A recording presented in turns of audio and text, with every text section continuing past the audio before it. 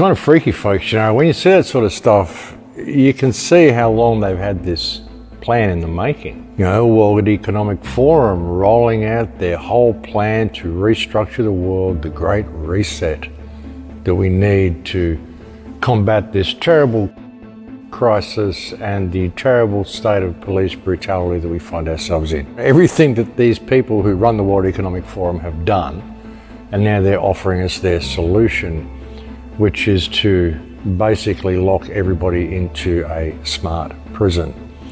The smart prison that I've been telling you they're rolling out for so long. And to think that they've put this plan in place just kind of now as a response to COVID. You have to have rocks in your head, folks.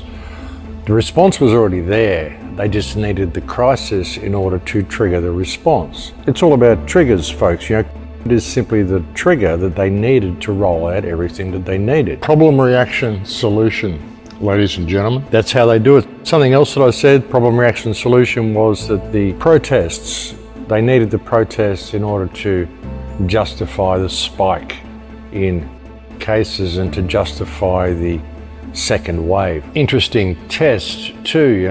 We know that these tests don't work. They even say that if you test negative, it may not really mean negative.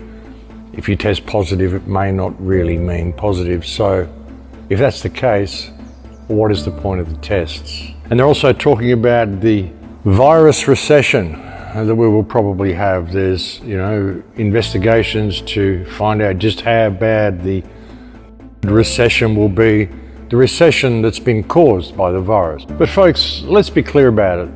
It has not caused a recession. There is no virus recession. A virus has not caused a recession. The recession that is coming has been caused by the politicians in their response to the virus. The economy was due to collapse, folks. We've been talking about it for years. This economy cannot last. It has to go down. We've been talking about it for so long, and we could see it coming. But what do? They can't just let it collapse and have people blame them for it. They've got to create some other place to put the blame. Again, they create this whole... Then we have their response, which is to shut the world down, do everything they've done, and they can blame the virus. But it hasn't been the virus. It's been them all along, folks. Everything they've done has been deliberate. Even if you go to the World Economic Forum website and you look at the response for COVID, if you go to that website, you start clicking through, you've got to sign up for it. But if you start clicking through, one of the videos says that it's been a plan that has been 50 years in the making. If we don't wake people up, then they're going to lead us into this slavery system, whether we like it or not. Even if we refuse to comply, everybody else is going to lead us in there. That's the problem. That's the problem with what we're facing here, folks. We're at a really important time here. We really are. And now is the time for everybody to realize that, there's a war being waged against us. And we have a lot of tools that we can use to fight this war, and we can fight on the digital battlefield. Hit Twitter, hit Facebook, hit everywhere you can. Do everything you can to get the word out to people, folks, because there's nothing more important than this issue. Our whole world is changing. It's not going to go back. We're at a time in history where we find ourselves on the front line, all of us. We're on the front line here, folks. That's the thing. A lot of people just don't realise. World War III has already started.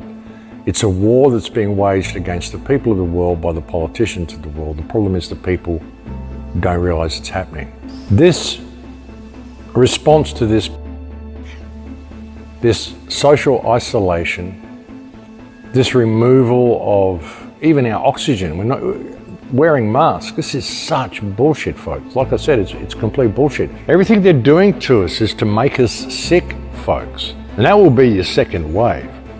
The second wave will be fear and paranoia driven more than anything else. The first wave is fear and paranoia driven. How can they even have a second wave? There wasn't a first wave. There hasn't ever been a pandemic. It's all been about this legislation. It's all been about this police state. The whole thing, ladies and gentlemen, these parasitic morons that we have masquerading as government. What matters is that we realise what's happening, and we realise the steps we need to take to get ourselves out of what's happening. The steps we need to take to find freedom again.